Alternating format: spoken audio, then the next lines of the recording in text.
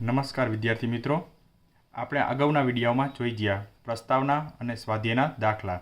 તો આજે આપણે સ્વાધ્યાય 1.1 સંખ્યા પદ્ધતિનો આજે આપણે આ સ્વાધ્યાય જોવાના છીએ. તો પ્રથમ પ્રશ્ન છે, શું શૂન્ય એ એક સમય સંખ્યા છે? શું તમે તેને p પૂર્ણાંક તથા q શૂન્યતર પૂર્ણાંક હોય તેવા p અને q માટે p/q સ્વરૂપમાં લખી શકશો? તો શૂન્ય એ સમય સંખ્યા છે કે નહીં, પહેલાં તો આપણને પ્રશ્ન એ પૂછ્યો હોય. તો આપણને ખબર છે કે સમય સંખ્યાઓમાં પ્રાકૃતિક સંખ્યાઓ, પૂર્ણ સંખ્યાઓ, પૂર્ણાંક સંખ્યાઓ આ બધી સંખ્યાઓનો સમાવેશ થઈ જાય છે. જેમાં પૂર્ણ સંખ્યાઓ અને પૂર્ણાંક સંખ્યાઓ આ બંને સંખ્યાઓનો સમાવેશ સમય સંખ્યાઓમાં થઈ જાય છે. તો શૂન્ય એ પૂર્ણ સંખ્યા છે, તો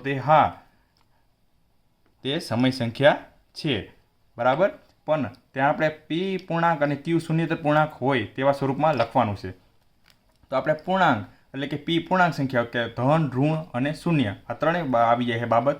અને જ્યારે q શૂન્યતર પૂર્ણાંક તો આપણે તેને લખી શકાય કે તે સમય સંખ્યા છે, તે સમય સંખ્યા છે.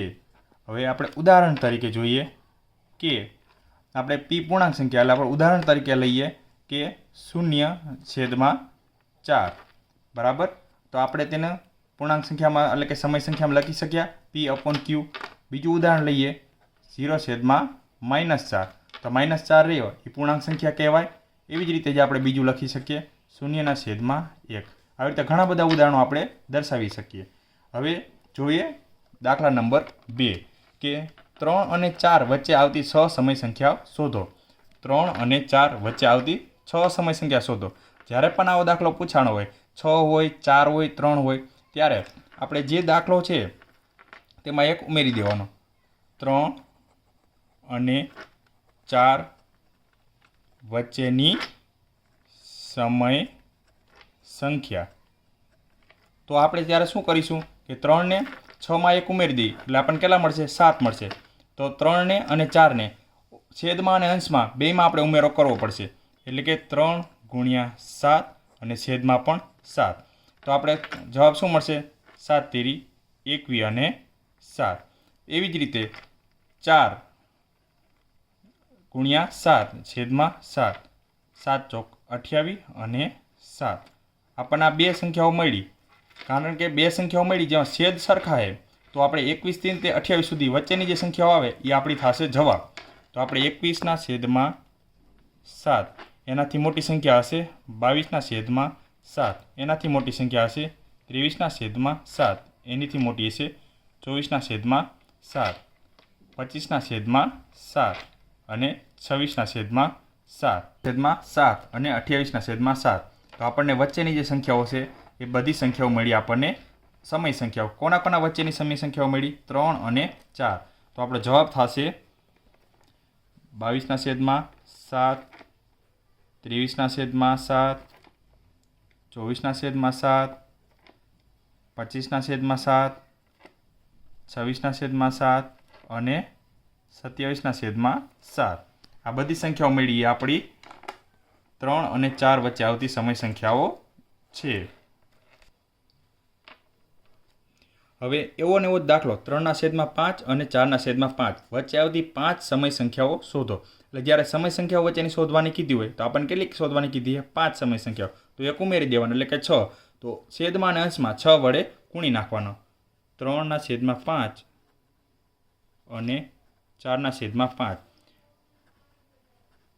વચ્ચેની સમય સંખ્યા. તો 3/5 તો આપણે કેટલા ઉમેરવાના છે? 6.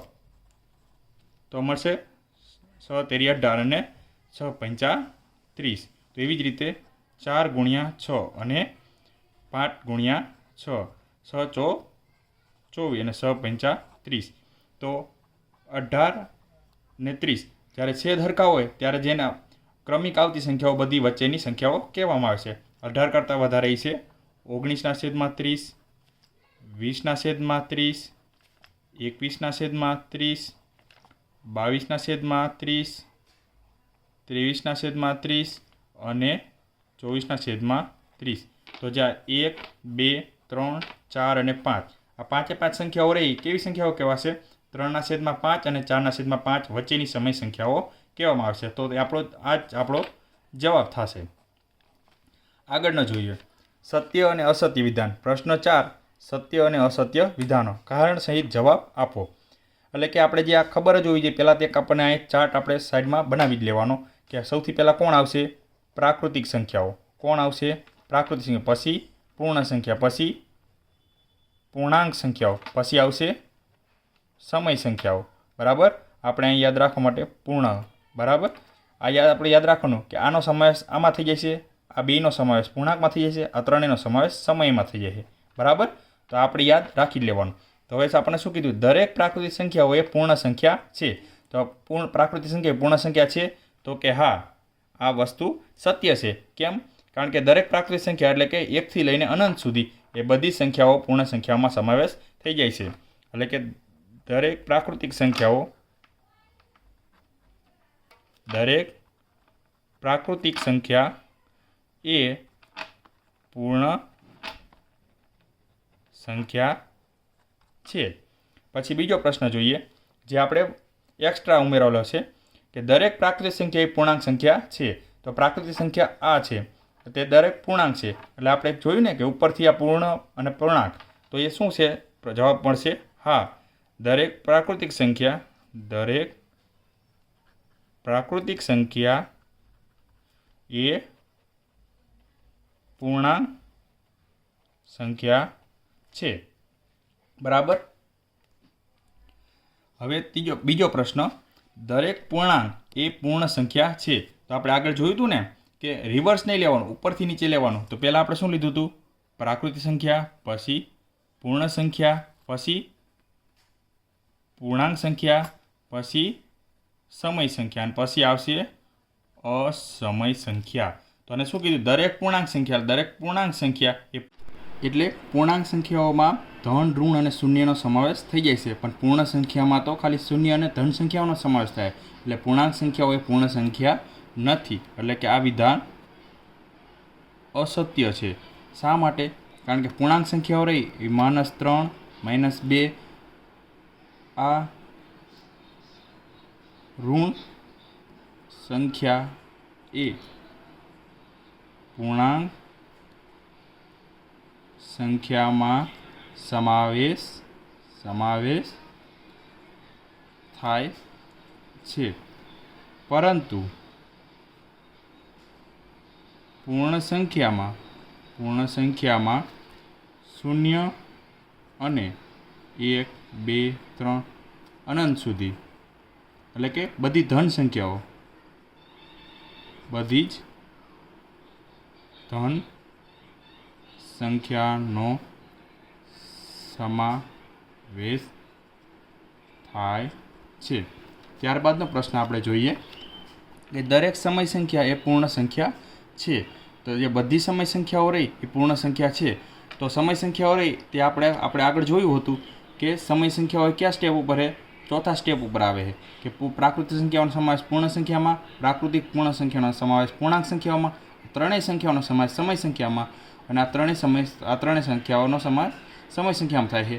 તો સમય સંખ્યા એ પૂર્ણ સંખ્યા છે એવું આપણને વિધાન પૂછ્યું છે. તો સમય સંખ્યાઓ એટલે તો કે P/Q સ્વરૂપમાં પણ હશે. આપણે જોઈએ તો આ વિધાન કેવું પડશે? અસત્ય. કેવું વિધાન પડશે? અસત્ય. કેમ? કારણ કે 2/3, 1/2 આ સંખ્યા સમય છે, પરંતુ તેને પૂર્ણ સંખ્યામાં સમાવેશ કરવામાં આવતો નથી. પૂર્ણ સંખ્યામાં શેનો સમાવેશ થાય છે? 0, 1, 2, 3, 4 એટલે કે અનંત સુધી. પણ 1 અને 2ની વચ્ચે આવતી સંખ્યા કોઈનો સમાવેશ આ પૂર્ણ સંખ્યામાં આવશે નહીં. પણ 1 અને 2ની વચ્ચે સંખ્યા તો આવશે જ. 1 + 2/2 એટલે કે 3/2. એટલે કે 1 અને 2ની વચ્ચે કોણ આવશે? 3/2. આ સંખ્યા એ કેવી સંખ્યા થઈ? એ સમય સંખ્યા થઈ, અથવા તો પૂર્ણાંક સંખ્યાઓ થઈ. પણ તે પૂર્ણ સંખ્યા છે નહીં. એટલે આ વિધાન આપવું પડશે અસત્ય. Thank you.